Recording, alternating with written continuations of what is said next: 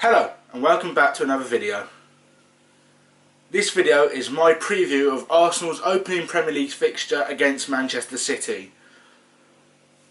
Now, Arsenal had a okay pre-season. We had a full squad ready to go from the first day of pre-season training. We played, I think there was 5 or 6 fixtures, and I can only recall one loss on penalties to Atletico Madrid. We beat PSG and Chelsea on penalties in that little run of games. We also beat Lazio. Man City, they had only half of their squad because most of their players were at the World Cup. I don't really know much about their results, apart from I do know that they beat Chelsea 2-0 in the Community Shield, and they looked really good in that game. They had the likes of Aguero playing, a few of their normal players, and then the players from the World Cup were still coming back from training.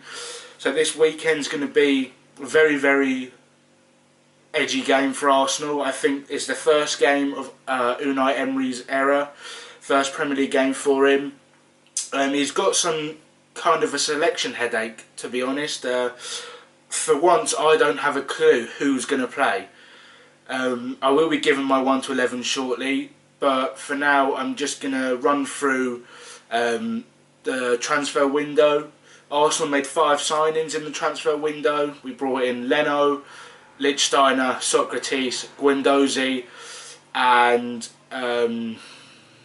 Lucas Torreira. And Man City brought in Riyad Mahrez, and I think they brought in one other one, which might be a youth prospect or something, but they didn't really need to strengthen that much, and they did bring in Mahrez, who cost them 60 million, who probably won't play every game. So in this game, I think that it's going to be very, very difficult for Arsenal. But I do believe that with the optimism of Emery and everything that's going on with the signings and the morale in the squad that we can see from the training videos, I think that the Emirates is going to be buzzing tomorrow for once, and I think that everybody's going to go in with new faith and new hope, ready to support the team for the whole season. So I'm going to quickly give you my run through of the team that I would play against Man City tomorrow, and so we'll start with the goalkeeper. Now obviously with the goalkeeper we brought in Leno, and we still have Petr Cech. Now I don't know if Emery's going to play Cech or Leno here, but if it was me, I would go with Petr Cech. Reason being, he has Premier League experience, and it's a big game for us. I don't think that we can afford to put Leno in with him not having much of a problem to deal with in pre-season. The games that he played in, he was pretty comfortable. So with Cech, he played against Chelsea in pre-season and he made a few good saves. He started saving penalties. I think that he's really stepped up his game with the new goalkeeping coaches that we've got in. And because he has that Premier League experience, I think that we should start Petr Cech in goal tomorrow against Manchester City. Now in right back, I'm going to do the opposite. And it's a toss-up between Lichtsteiner and Bellerin. And I'm going to go with Lichtsteiner. Now I know that this person's probably going to be marking Leroy Sané, and Lichtsteiner is quite old. But to be honest, he has experience, and we saw him play against Lazio. And 5 minutes in, he was getting into faces of the opposition. He was commanding, he was helping the other centre-backs getting into the right positions. He's vocal, he's a leader, he's a winner, and that's exactly what we need in our defensive line. I think that against Chelsea, Bellerin got exposed by a young, I think his name was Hudson-Odoi or something. There's a young Chelsea winger that was absolutely rinsing Bellerin every single time down that side, and because Sané is the guy that will most likely be up against on that side, I think that Lichtsteiner's experience will be able to hopefully quieten Sané. I know that's a hard task. I know this will be Lichtsteiner's first game in the Premier League, but I'm going to go with him. So the right back for me is Lichtsteiner. Now, moving over to left back, we have a problem. Kolasinac picked up an injury in pre-season, out for about 10 weeks. Monreal only returned to training on Monday, so we only have one option who's played all of pre-season, and that's Ainsley Maitland-Niles. Now, he's most likely going to be marking or tracking Mahrez, so it's going to be difficult, but I'd rather have Maitland-Niles in there, who has played in pre-season, rather than Monreal, who's only just returned to training and might not even be match fit yet. So in left back, I'm going to go with Maitland-Niles. Now, the two centre back positions, we have 4 centre backs in our squad at the moment. I believe we have Socrates, Mavropanos, Mustafi and Holding. Obviously, Koscielny's still injured with that injury from last season, and we sent Callum Chambers out on loan to Fulham. So in this game, considering that we need experience and we need 2 centre-backs that hopefully won't make mistakes, I'm going to go for Socrates being one. Obviously, we just signed him from Borussia Dortmund. He did take part in pre-season. He played a few games. He looked alright, but he wasn't really tested, which is something that he definitely will be on Sunday if he plays. For me, he starts. And next to him, I would go with Mustafi, because he has the Premier League experience that Holding and Mavropanos don't really have. To be honest, I think Mavropanos might even be suspended. I'm not sure about that, but I think from last season when he picked up a red card, he only did one of his... he only sat out one of the games, so I think that he's still got 2 games on a suspension. But for me, the centre-back pairing should be Socrates and Mustafi. And now moving into the midfield, here, for me, I would go with a diamond. I'd go with a defensive midfielder, 2 centre midfielders and an attacking midfielder. So the defensive midfielder for me would be Lucas Torreira. Now, again, he is another new signing. This would be his debut in the Premier League, and he would be in the midfield kind of marshalling and defending against people like De Bruyne, that maybe David Silva, maybe Fernandinho, depending on who Man City have ready. But I think that from what I saw in the World Cup, I didn't see any of him. I didn't know who he was before we got linked with him, if I'm honest. As soon as we got linked with him, I started watching him in the World Cup.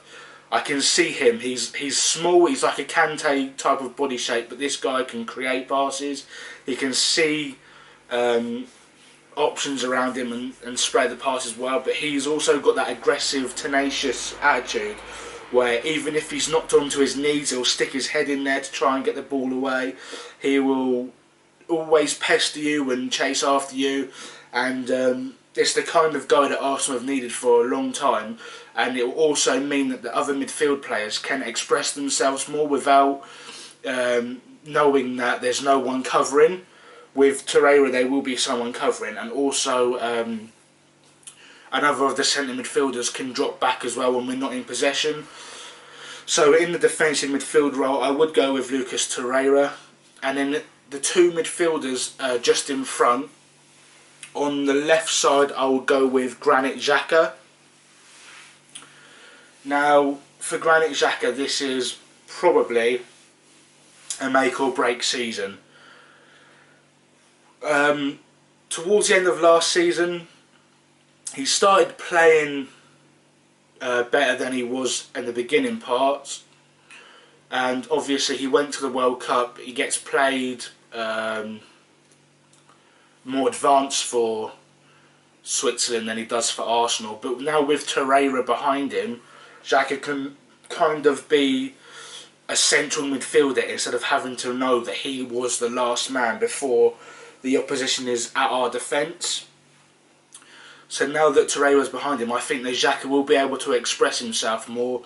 He'll be able to take possession up. He'll be able to pick his pass. He just needs to be a little bit quicker on the ball. I saw last season that he always wanted a bit too much time, which means that he lost possession. But if he can look up, pick his pass right, I believe that he could have a good season. And this will be the first test for him. So that is Granit Xhaka on the left side of the midfield in the diamond, and then on the right side of the diamond in midfield I would go with Aaron Ramsey. Now, I'm a bit worried about Ramsey. He's still not signed his contract. The window's shut, we can't sell him, and now he's going into his final year. Once again, we have a player going into their final year of their contract. This isn't good. The reason being is because for some reason they can't agree terms for a new deal. I don't know behind the scenes. I'm not like anybody that can tell you what's going on, but from what I've seen, it's not close to signing yet. There's no deal that's been agreed, there's no nothing, and he's starting this season going into the final year, so he could be another one that we lose for free at the end. But that's to come. For this game I would start Ramsey. He did pick up a knock, or it was like a thigh strain or calf strain in pre-season. He missed the game against Lazio, I believe, but he has returned to full training. He did take part in pre-season games before the Lazio one, so he is ready. So I would play him on the right side of midfield, and yeah, he can make those late runs into the box that he normally likes to make. He can drop back when we're out of possession, so that it kind of turns into a midfield three. So it will turn from a 4-1-2-1-2 to a 4-3-1-2 when we're out of possession, with Xhaka, Torreira and Ramsey all in front of the defensive line. But yeah, so the midfield diamond that I would start with would be Torreira at the base, Xhaka on the left and Ramsey on the right. And then at the top of the base, of the top of the diamond, I would go with Mesut Ozil. Now, ever since he got knocked out of the World Cup with Germany and he retired from German football internationally and stuff, he's looked like a different man. He's enjoying training, he's always got a smile on his face, he played well in the pre-season games that he took part in. It's a big season for him, basically. Under Emery, he won't get away with kind of the stuff that he did get away with last season. But I know that he has got quality. It's there to see for everybody. He's going into this season with only Arsenal on his mind, because he has got no other commitments now. He can take a rest during the international breaks now that he won't get called up. And he can focus 100% on playing well for Arsenal, which is brilliant. And I think that with the strikers that I'm about to say that he has in front of him, he can create loads of chances for them. And now we have the strikers that can put those chances away. So I'm looking forward to seeing Ozil this season. I'm looking forward to seeing how many assists he can get. And I'm looking forward to Arsenal starting their campaign. And now, as I said, there's two strikers that I will go with. The first one is Alexandre Lacazette. He's had a great pre-season as well. He missed out on the World Cup because France didn't choose him. But selfishly, that is great for Arsenal. He's had a full pre-season. He's looked sharp. He's scored goals. He's linked up well with our other players. And he's looking like he's ready. He had an interview with some publication that I don't remember the name of. And he says that this season we're going to see the real Lacazette. And I can't wait. I think that he's going to get 16, 17, 18 plus goals this season in the league. I hope that he doesn't get pushed out with our other striker coming in. I hope that they play together because they've got a good partnership going. And for this game, I would start Lacazette next to the other striker, which the other striker will be Pierre-Emerick Aubameyang. Now, over the summer, I saw some statistics about Aubameyang's career.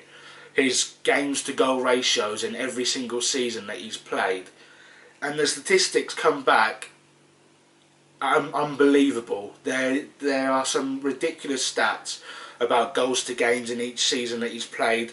They are world-class statistics in my opinion. He came to Arsenal in the January transfer window. He didn't play his first Premier League game until the 1st of February. and he still managed to get, I think it was 11 Premier League goals. So that just tells you in itself that he came to the Premier League, he hit the ground running, he can score goals, create chances, link up well with all of our other players. He's got Lacazette ready and firing to go next to him with their partnership that they can have on the pitch. And I can't wait. I can't wait for tomorrow. I can't wait for Arsenal to get their Premier League campaign underway.